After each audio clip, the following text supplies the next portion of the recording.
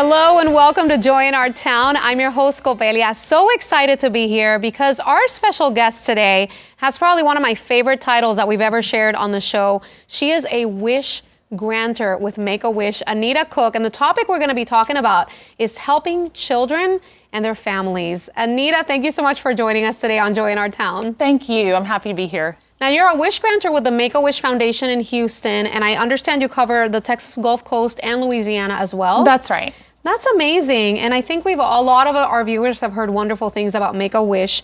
Why is there a need to encourage children and their families who are dealing with difficult health conditions? We have so many children in this area who have life-threatening illnesses, and I really think that they need another thing to focus on other than all their appointments and schedules, and we reach out to them and try to make a difference in their life. That's amazing. Now, I don't know if I'm the only one thinking Make-A-Wish I kind of had associated only with cancer, so it's more than just the children who are dealing with battling cancer. It's many different health conditions. That's right. Anything that's a life-threatening illness would qualify a child to be a member who's helped by Make-A-Wish. That's wonderful. So how many kids in our area are facing this type of crisis? Well, we're currently working on 420 wishes, but our goal is to service every child who's eligible for Make-A-Wish. That's beautiful. And so that is your goal. You want to be able to help every single child, not turn anybody away. Yes, we do. That's awesome. What are some of the obstacles that children facing these health conditions have to overcome? Sometimes their families have moved from across the nation. Sometimes they've moved even from outside the nation and they don't know friends here. They may have moved to Houston particularly because we can offer a level of treatment they couldn't have found elsewhere. You may see families who've moved from a large house to a small one-bedroom apartment and life begins to be organized around the child's treatment schedule. So that's one. That's just one of the obstacles. And of course, you look at the family, it's the children and their families, and you have parents that maybe are trying to live on one income so that the other one can be a caregiver. You have siblings that are hoping that their little brother or sister, older brother or sister can get better. So you're seeing this affecting the whole family. We do, and I do see that a lot with children who feel like I'm tagging along to my older sister's appointment or to my baby sister's appointment, and their activities may be stopped. You may have kids who used to play on a team, and now what they're doing is accompanying to a doctor's appointment. So we, of course, try to be nice to them as well. We bring our Make-A-Wish kids welcome gifts, and if I know, for example, this is an identical twin, I'm certainly not going to leave the twin sister out.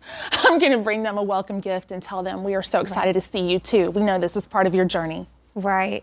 So the Make-A-Wish Foundation doesn't just focus on serving the child and making their wish come true, but you really look at the family and everybody else who might be affected. Right. Well, the child certainly is first, but the family does generally get included in the wish and travel along or go along and be a part of the day. And I think they're definitely all blessed. Oh, that's beautiful. So how important is this feeling of hope to either the healing or in the process of the ones that maybe have a terminal illness where there really isn't anything the medical community can do?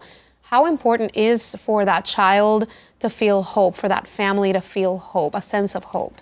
I think for a child, especially one who thinks concretely at their younger ages, a visible picture of hope is everything. We can tell people all day long that there are people supporting you, that there are people thinking about you. I'm definitely praying for my children, the wish children at home. But when they see you show up in their home, when you go along with them on a shopping spree, you can tell them, it's not just me. I represent thousands of people in Houston who are giving or who are giving their time, and we are all for you.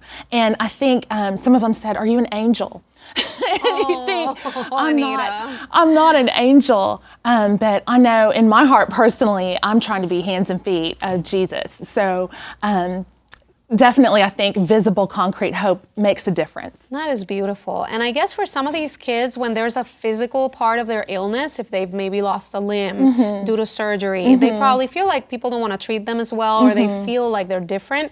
So they must see you as an angel because you're coming not just to treat them normal, but to bless them with something tangible. Yes, my goal personally is to make every one of them feel like a star, that they are the special person that everyone could be with if they could.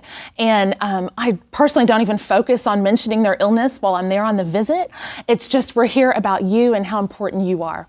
Oh, that's beautiful, because it gives that hope. It's not just about the doctor's appointments and the pain and all the stuff that they're going through, the stress. Right. It's more about, oh, I get to be treated nice. Right. I get to take myself out of this for a minute. Right. That's so special. So how does Make-A-Wish, how does the foundation address the needs of these families in some specific ways? Right. Well, right from the beginning, when we get a call, as a wish grantor, I get an email that tells me that there are children available, and I try to sign up for as many as I can.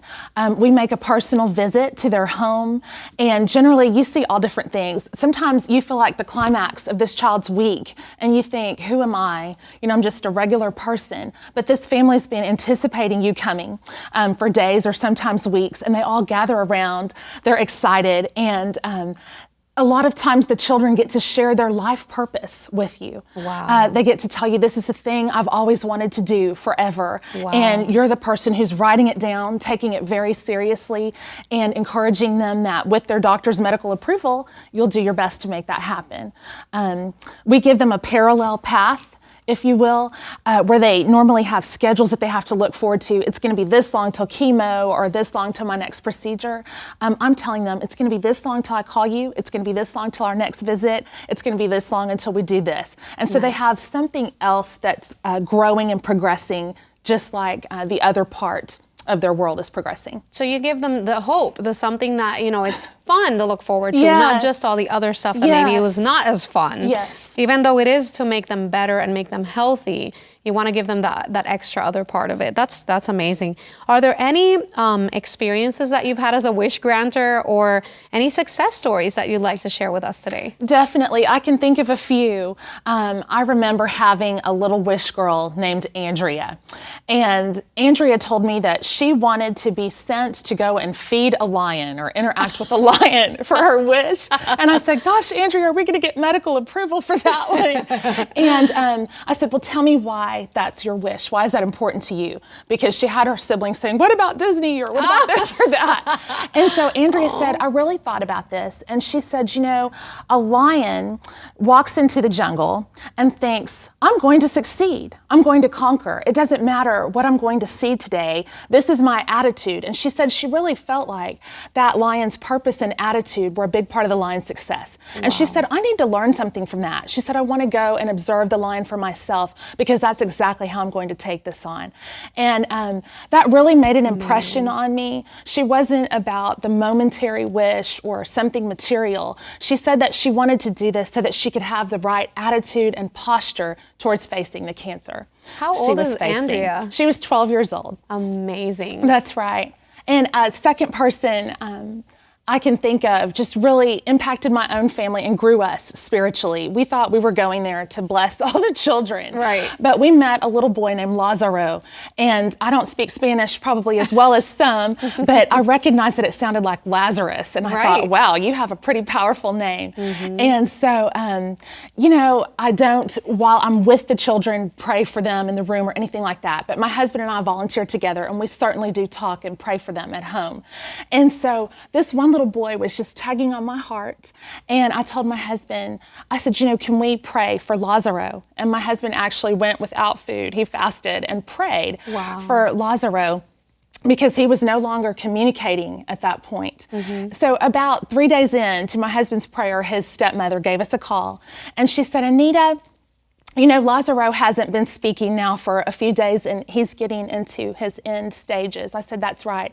She said, well, I wanted to let you know, last night in the middle of the night, he woke up and he said, speak, Lord, I hear you. And I told that to my husband, and it gave him chills, because he said, the exact thing that's been on my mind as I've been praying for Lazaro is this story of Samuel, because they were the same age. And just stuff like that really moves us, and it lets us know that God sees these kids and he has hope for them. And I was able to share that with his stepmother and say, I think Lazaro had a very positive encounter with God, and there is hope for him, not just now, but in the future. There's always hope. That is absolutely amazing. And for you and your husband to be able to share that as volunteers, I'm sure we have Joy in Our Town viewers that might want to share that they're feeling like this is something that God is putting on their heart, and they really want to be able to share that. Now, what should a viewer do if they know a child that might meet the criteria? What is the criteria for a child to get a Make-A-Wish? That the child has to have a life-threatening illness. And generally our referrals come from either the child's doctor or the social worker at the hospital. So if a parent finds out about Make-A-Wish, that parent or the friend of the parent can encourage that parent to talk to their doctor or talk to the social worker at the hospital, and they get in contact with us, and that child will be referred to a wish granter. And how about the people who might be interested in volunteer opportunities? What would that look like to be a volunteer, to be a wish granter like you get to be, Anita? Right, that's fairly easy. Our next volunteer training is coming up. We have those quarterly. You just go down to the Make-A-Wish office that evening. It takes generally about 2.5 or 3 hours. You go through the guidelines, you learn what to do and what not to do, and then you get to be an apprentice on a wish. You go with a partner who's well experienced and seasoned, and eventually, I think it's after 2 or 3 wishes, you can go by yourself with your partner. Amazing. So this is what you and your husband do? Oh, definitely. It's been years. Wow, that's incredible. Even though you have children of your own, you still want to make a wish happen for children in need. That's right, Coppelia. And you know, we were at when we first decided to become volunteers, and our children were so little they didn't understand why somebody was cutting to the front of the line. Wow. And I noticed that child had a Make-A-Wish shirt on, and it became an opportunity for us to say, you know what, we have to be a blessing to somebody who's going through something. And so our children got to learn out of that experience, and that's when we joined. Incredible. That is incredible. If you're listening to Anita sharing about being a wish granter and it's something that you want to find out more of, or you know a family who could benefit, we're going to share her information here on the screen in just a moment. It is Anita Cook, a wish granter with the Make-A-Wish Foundation, and you're covering Texas Gulf Coast and Louisiana. The information is up on the screen right now. They're located on 12625 Southwest Freeway. It's Stafford, Texas, 77477, and the phone number is 281-491-9474. That website, if you want to find out more, is golf.wish.org. And hopefully you'll come out of this experience just listening to Anita sharing your, success stories, how this has impacted your family, how you've been blessed to be a blessing. Maybe you can encourage and inspire us to do the same. Thank you so much for being a part of the show today. Anita, in closing, do you have one more comment? We just have a few seconds left. Just make a difference by showing up for a child. I hope it would be a Make-A-Wish child, but just in general, make a difference by actually being physically present and giving a child hope.